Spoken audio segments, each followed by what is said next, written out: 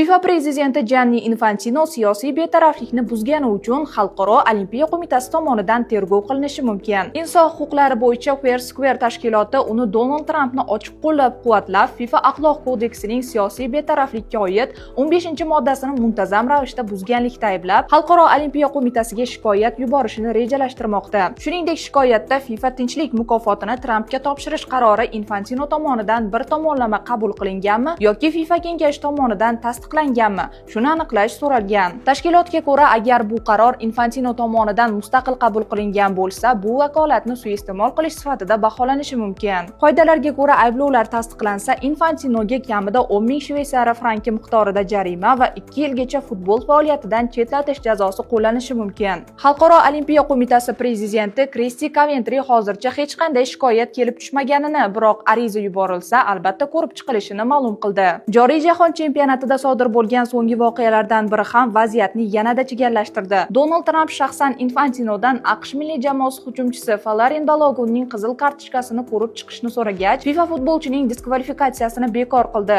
Biroq Infantinoning o'zi bu yakuniy qarorga shaxsan aloqadorligini qat'iyan rad etib kelmoqda.